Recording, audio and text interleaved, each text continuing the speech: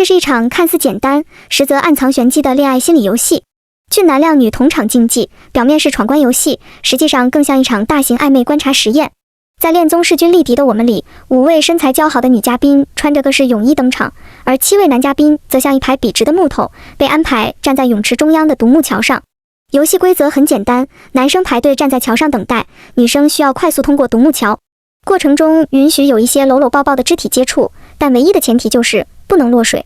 这个游戏妙就妙在这里，表面上是个体力闯关，实际上节目组真正想看的是男女嘉宾在这种被迫亲密的情况下，谁会紧张，谁会自然，谁又会不自觉地多停留那么1秒。因为最后的获胜者是可以获得分配约会对象的权利。换句话说，这一轮游戏大家多多少少都带着一点小心思在里面。首先登场的是女嘉宾刘佳怡，她本身就是一个挺爱冒险的人，对新鲜游戏也很感兴趣。但一上桥才发现，这桥比想象中窄得多，再加上男嘉宾们那49码的大脚往那一站，本来就不宽的桥瞬间变得更有难度。那感觉已经不像是闯关，更像是在走一条只剩一线生机的路线。男嘉宾们显然也意识到了这个问题，于是其中一位直接干脆趴在桥上，摆出一副来吧，踩着我的身体去迎接胜利的姿态，场面一时间既热血又有点滑稽。游戏正式开始，第一个关卡是宣城。宣城对刘佳怡明显很有好感，所以整个人都格外小心，几乎是全程护着她，不让她有掉进水里的风险。第二位金爷这关也非常顺利，但到了赛车哥这里，气氛就开始有点微妙了。从他的表情里大概能看出2件事：第一，两个人的贴合度确实相当自然；第二，两人之间多少有点小火花。也正因为这样，节目组镜头明显变得克制起来，侧面镜头少了很多，大多只敢从背面拍。后面的大眼哥和肌肉哥这一段倒是进行得很顺利，而到了佳杰这里，他则用了一招非常标准的绅士手，稳稳把女嘉宾送了出去。有了刘佳怡的示范之后，后面几位女嘉宾明显越来越熟练，速度也越来越快。其中肌肉哥那一身肌肉，更是让不少人现场发出惊叹声。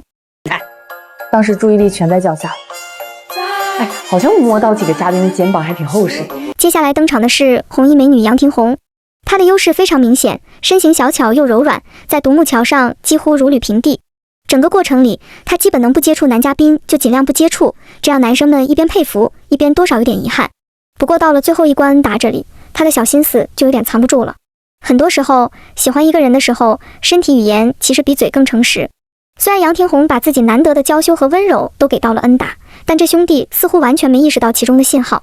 接下来要登场的这位，就是今天这场游戏的关键人物妍妍。对他明显有意思的2位男嘉宾分别是大眼哥和肌肉哥。此时的大眼哥早就站在桥上等着妍妍的到来，那种期待几乎写在了脸上。不得不说，眼睛大的人有个特点，就是情绪基本藏不住。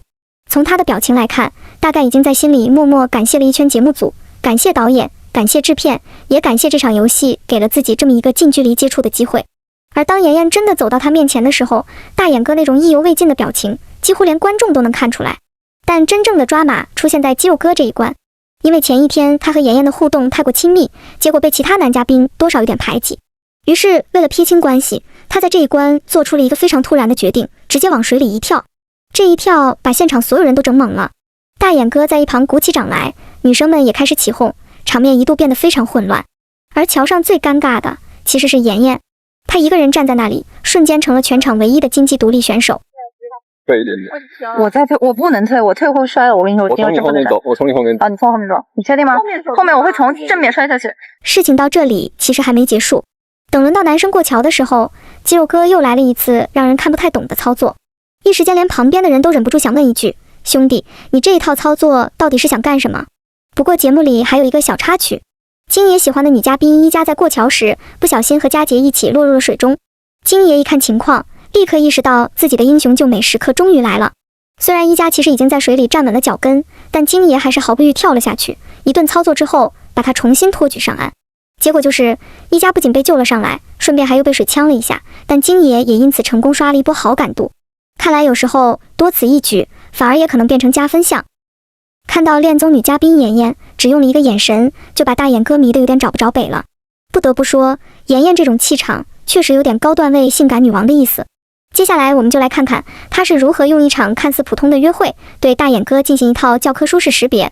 在恋综势均力敌的我们第2期里，大眼哥为了能和梦寐以求的女神妍妍约会，在游戏环节那是拼了命，结果却被其他男嘉宾虐得不轻，泳池里的水几乎是喝了一轮又一轮。关键时刻脚突然抽筋，这才勉强找了个体面的理由退场。好在最后获胜的男嘉宾心地善良，把他和妍妍分到了一组，不然这脚抽筋估计都白抽了。此时的大眼哥大概觉得，只要有了这次约会，就等于离妍妍更近一步。毕竟在之前的相处里，他一直觉得妍妍对自己是有好感的，所以整个约会过程里，他都显得格外兴奋，那种状态就像刚拿到奖励的小孩，恨不得立刻拆礼物。但妍妍显然早就看出了他的小心思，于是先从外形入手，顺势夸了他一句，说他长得有点像余文乐。见面只是长相余文乐。我像余文乐吗？大眼哥听完这句话，开心的眼睛都快眯没了。不过他还是很认真地纠正了一下妍妍的判断，并且一本正经地表示，其实自己更像黄宗泽。就说我像黄宗泽的很多。好家伙，本以为这是谦虚，结果发现是自信满满。按照恋综的基本逻辑，约会总得聊点能触及内心的东西，所以妍妍也顺势把话题往深一点的方向带，聊起了两个人的爱情观。你觉得我像余文乐？就是外形上的理想型，其实并不是很能代表什么。我这人其实也是主要是看感觉的那种。妍妍这段话其实很有分寸，大概意思就是我承认你长得不错，但姐也不是只看外表的人。可惜大眼哥显然没往这个方向理解，他仿佛把这段话听成了一种暗示，不仅没有分享自己的爱情观，反而反问妍妍，你是什么时候开始对我有感觉的？什么时候有感觉？有过感觉吗？就有过感觉吗？这句话表面上是个疑问句，但从他的语气来看，内心其实已经默认答案是有。什么时候有感觉？很明显，此时两个人的频道已经开始有点对不上了，甚至还没等妍妍给出明确回应，大眼哥自己反而先有点按捺不住了。就有过感觉吗？那因为我肯定会有很多，我也是会有啊。我也是会有啊。你会有？那你是什么时候呢？哪一个 moment？于是妍妍干脆顺着他的思路继续往下聊，让大眼哥把他所谓的感觉具体说成某一个瞬间或者场景。很显然，妍妍想听的其实不只是外表，但偏偏大眼哥给出的答案还真的就只围绕外表展开。第一眼的时候，我觉得这个就是觉得你蛮惊艳的。真的吗？对啊，你有没有觉得你有点高冷？就是你的高冷吸引了我。听到这里，妍妍笑了，大眼哥也笑了，但这两个笑其实完全不是一个频道。妍妍的笑更像是游刃有余的高段位玩家，而大眼哥的笑则有点像沉浸在自己幻想里的快乐宅男。既然聊不到太多内在，那妍妍索性换个方向，开始聊恋爱类型。你有没有做过那种什么爱情测试，就是测试自己是激情型还是平淡型那种？但此时的大眼哥显然已经有点心不在焉了，看着妍妍这张脸，还有那种不经意却自带一点勾人的气质，他的注意力早就不在问题本身上了，情绪值几乎已经拉满。就这东西不用测，我一定是激情型。对，就是我享受这个过程。我觉得两个人是总有一天会平淡，但是我觉得在激情的时候一定要肆无忌惮的。对，我跟你一样想法。妍妍倒是依然很淡定，继续顺着他的节奏往下聊，想看看他到底会给出什么样的想法。一见钟情就是那一刹那的冲动一见钟情生理性喜欢，肯定的。我也是。所以我觉得我享受新鲜感，我享受最开始的暧昧。结果聊着聊着，气氛逐渐变成了那种大家都能看出来，大眼哥已经开始有点明显在幻想与面前的女孩做点什么了。那你的爱情保质期是多久？从来没想过，爱情嘛，一定是积极向上的。对，我也是这样想。所以我觉得我俩爱情观蛮像的。对，到了这里，妍妍其实已经差不多摸清了大眼哥的水平，接下来他也准备稍微展示一下自己的段位了。先是一个非常直接的问题，瞬间打破了刚才那种大眼哥自以为的暧昧氛围。再问你个问题，你有想过就是去接触别人吗？其实我们才2天。表面上他还在慢悠悠吃着三明治，像是随口一问，其实是在观察大眼哥的反应。结果这一问下去，大眼哥明显有点被问懵了，一时间甚至都来不及组织语言。其实我是需要前提的。怎么讲？就是我也很害怕，我如果就是你，因为我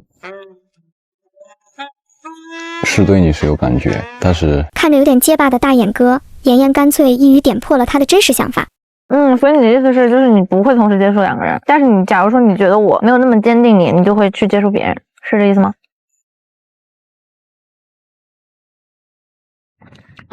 简单来说就是你自己都还没有坚定选择我，却希望我能坚定地选择你。换句话说，如果妍妍对他不是完全专一，那他也未必会成为他唯一的选择。可以是那种持续全部选择我吗？持续全部选择你。此时的大眼哥其实有点既要又要的状态，一边希望得到肯定，一边又不想承担太多确定性，于是反过来问妍妍，你有没有想过去选择别人？你有想过跟别人接触吗？好，到这里基本可以宣布，妍妍对大眼哥的观察考核差不多已经完成了，接下来就看这段关系还会不会有新的发展了。你要我讲实话，我肯定是讲实话是说有的，因为昨天才第一天，我是个很真实的人，我很真实，就是我有的时候不是很会相信，怎么会有人那么快接那些，就是这个时候我会有一个考证的过程，你能理解吗？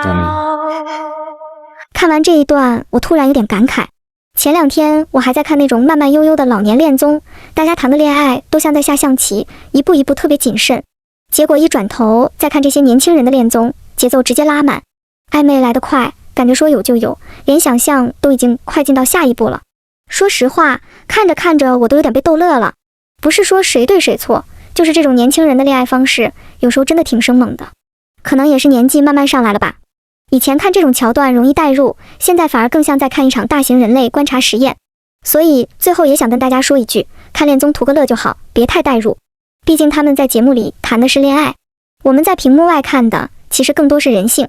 但不得不说，这种人类观察确实挺有意思的。你们说呢？评论区聊。